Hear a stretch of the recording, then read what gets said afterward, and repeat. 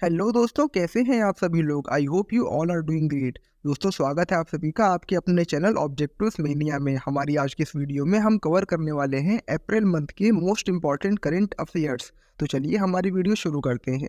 हमारी पहली न्यूज़ है regarding reserve bank of India. तो देखिए, अभी हाल ही में रिजर्व बैंक ऑफ इंडिया ने अपने 90 साल पूरे किए हैं, जिसको प्रधानमंत्री नरेंद्र मोदी और आरबीआई के गवर्नर ने मुंबई में एक मीटिंग रख के सेलिब्रेट किया था। बात करें अगर हम आरबीआई के बारे में, तो आरबीआई एक सेंट्रल बैंक है भारत की, जो कि 1 अप्रैल 1935 को इस्टेब्लिश हुई थी। और इसको इस्टेब्लिश किया गया था reserve bank of India act 1934 के द्वारा। आरबीआई ने अपने देश की इकोनॉमी को डेवलप करने में और स्टेबलाइज करने में बहुत ज़्यादा इंपॉर्टेंट रोल प्ले किया है। ये अक्सर इंडिया की इन्फ्लेशन यानी कि महंगाई और जो कंट्री की फाइनेंशियल सिस्टम है, यानी कि जो मौद्रिक नीति है, या फिर जो जो भी फाइनेंशियल सिस्टम, जो भी आर्थिक नीति है, उसको स्टेबलाइज करने में ये बहुत ज़्यादा अपना रोल प्ले करती है। अब देखिए, इस पूरी न्यूज़ में केवल 3 चीज़ें इंपॉर्टेंट हैं। पहली है कि आरबीआई का इस्टेब्लिशमेंट कब हुआ था, जो कि हुआ था 1 अप्रैल 1935 को। दूसरा ये है कि आरबीआई जो है वो एक्ट कब पास किया गया था, तो वो हुआ था 1934 को।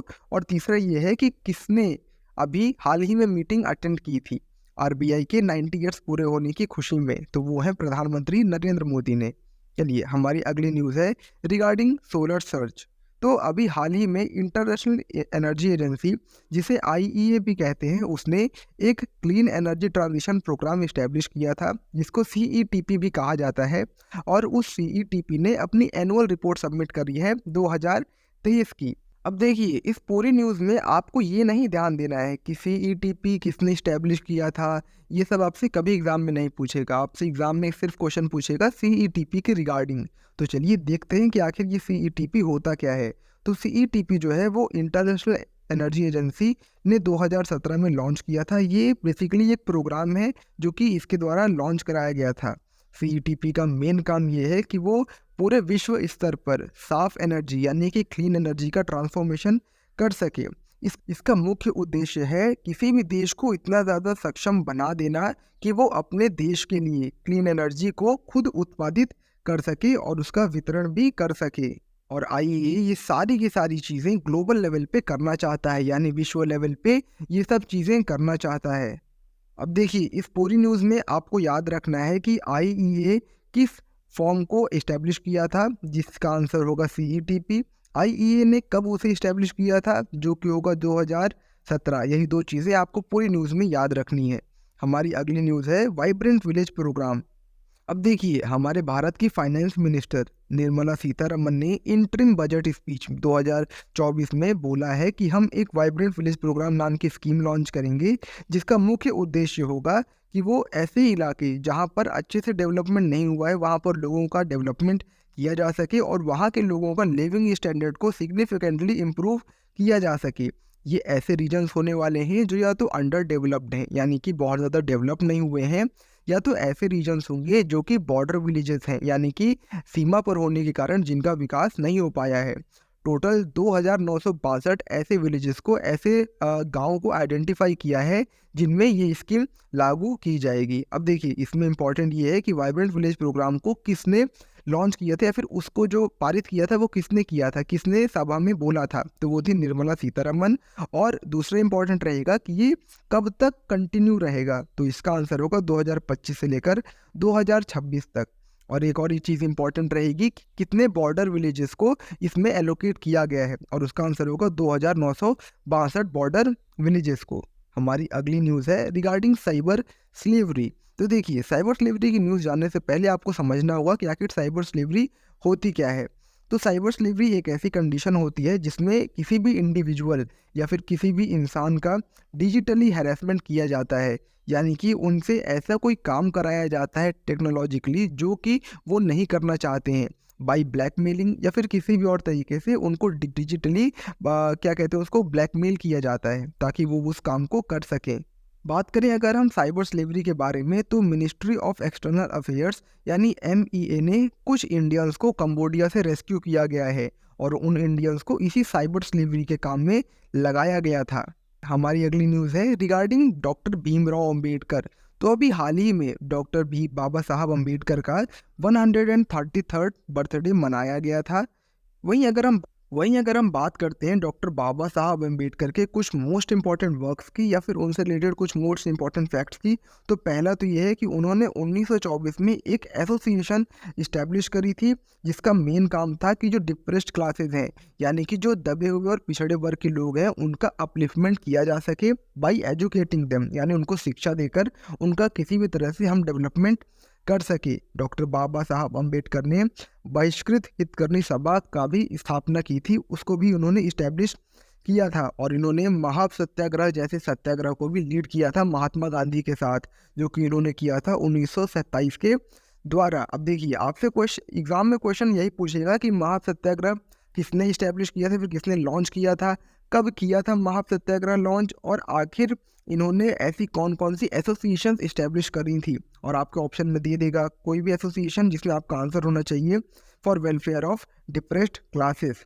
चलिए, हमारी अगली न्यूज़ है रिगार्डिंग डॉक्सिंग। तो डॉक्सिंग की न्यूज़ जानने से पहले हम आखिर समझ लेते हैं कि डॉक्सिंग होता क्या है। तो डॉक्सिंग मतलब होता है एक तरह का ऑनलाइन हैरेसमेंट, यानी कि जब आपकी कोई भी पर्सनल डिटेल ऑनलाइन किसी को शेयर कर दी जाती है या फिर किसी से साझा कर दी जाती है, तो उसे डॉक्सिंग कहते हैं। आपकी जो पर्सनल इन्फॉर्मेशन है वो कोई भी तरह का पर्सनल डेटा हो सकता है, जैसे किसी भी तरह का फ़ोन नंबर, कोई भी ईमेल आईडी या किसी भी तरह का मेडिकल रिकॉर्ड जब आपकी परमिशन के बिना ऑनलाइन किसी से शेयर कर दिया जाता है तो उसे डॉक्सिंग कहा जाता है। और ये इंडियन कॉन्स्टिट्यूशन और इंडियन पीनल कोड के अंतर्गत एक बहुत बड़ा क्राइम है। और अभी हाल ही में डॉक्सिंग से रिलेटेड जो केसेस हैं उनमें बहुत ज़्यादा मात्रा में बढ़ावा देखा गया है। अब देखिए, एग्जाम में आपसे पूछ लेगा कि डॉक्सिंग आखिर होता क्या है, 4 ऑप्शन दे देगा जिसमें आपको चूज करना पड़ेगा कि डॉक्सिंग एक ऐसी प्रोसेस है जिसमें आप किसी भी व्यक्ति के पर्सनल डेटा को उसके परमिशन के बिना कहीं भी ऑनलाइन शेयर कर देते हैं। चलिए, हमारी अगली न्यूज़ है रिगार्डिंग एमपैट, यानी कि man portable anti tank guide missile weapon system. तो अभी हाल ही में डीआरडीओ और इंडियन आर्मी ने एमपैट का सक्सेसफुल ट्रायल किया है और उसमें वो सक्सेसफुल रहे हैं, और इसीलिए इंडियन आर्मी के अंदर अब एमपैट मिसाइल सिस्टम को भी जल्द से जल्द शामिल किया जाएगा। बात करें अगर हम एमपैट जीएम के बारे में, तो ये एक पोर्टेबल मिसाइल लॉन्चर है जिसका मेन काम होता है कि वो अपने रेडियस में आने वाले किसी भी टैंक को जो कि डिस्ट्रक्टिव है उसको डिस्ट्रॉय करता है। यानी कि ये एक तरह से डिफेंस सिस्टम है। आपको ध्यान देना है, ये किसी तरह का अटैक सिस्टम नहीं है, बस एक डिफेंस सिस्टम है जो कि टैंक्स के लिए होता है। ये किसी भी आर्मर्ड टारगेट, यानी कि अगर कोई भी टारगेट उसके रेंज में आता है तो उसको इफेक्टिवली लॉक करता है और उससे मिसाइल लॉन्च करके उसको डिस्ट्रॉय कर देता है। और इसीलिए ये एक सिग्निफिकेंट इम्प्रूवमेंट है इन इंडियन डिफेंस सिस्टम। चलिए, हमारी अगली जो न्यूज़ है वो है रिगार्डिंग ऑपरेशन मेघदूत। तो अभी हाल ही में इंडियन आर्मी ने 40 साल सेलिब्रेट किए हैं ऑपरेशन मेघदूत के। कहाँ पर? सियाचिन ग्लेशियर में। अब देखिए, ये जो है न्यूज़ ये बहुत ज़्यादा इंपॉर्टेंट है क्योंकि इसमें कुछ ऐसे हिस्टोरिकल फैक्ट्स हैं जिनकी एग्ज़ाम में आने के चांसेस बहुत ज़्यादा हैं, तो इसीलिए आप इसको थोड़ा ध्यान से समझने की कोशिश करिएगा। बात करें अगर हम ऑपरेशन मेघदूत के बारे में, तो कहानी कुछ ऐसी है कि सन 1984 में पाकिस्तान ने जो टेरिटरी है लद्दाख की, वहाँ पर अपना क्लेम करना शुरू किया गया था। मतलब उन्होंने अपना क्लेम जो है वो शुरू कर दिया था वहाँ पाकिस्तान ने सियाचिन ग्लेशियर में, और उसके लिए इंडिया ने ऑपरेशन मेघदूत लॉन्च किया था, जिसके अंतर्गत 13 अप्रैल 1984 को इंडियन टैंक्स और इंडियन आर्मी के सोल्जर्स को एयरलिफ्ट करके सियाचिन ग्लेशियर में रखा गया था या फिर वहाँ पहुँचाया गया था, जिससे कि हमारे उस पर्टिकुलर रीजन को प्रोटेक्ट किया जा सके। और ऐसा करने में हम कामयाब भी हुए थे और इसीलिए इसे ऑपरेशन मेघदूत भी कहा जाता है। इसमें जो जानने वाली चीज़ है वो ये है कि ऑपरेशन मेघदूत कहाँ पर किया गया था, जो कि था सियाचिन ग्लेशियर में, और अभी हाल ही में उसकी कौन सी सालगिरह मनाई गई है, तो वो है 40वीं सालगिरह। और एक और इम्पॉर्टेंट चीज़ है कि ऑपरेशन मेघदूत जो है वो कब लॉन्च किया गया था, फिर कब वो सक्सेसफुल हुआ था, तो वो है 13 अप्रैल 1984 को। देखिए, जो हमारी अगली न्यूज़ है वो है रिगार्डिंग डसलिक मिलिट्री एक्सरसाइज। अगर हम बात करते हैं डसलिक के बारे में, तो ये एक ईयरली इवेंट है जो कि इंडिया और उज़्बेकिस्तान के बीच में कंडक्ट कराया जाता है।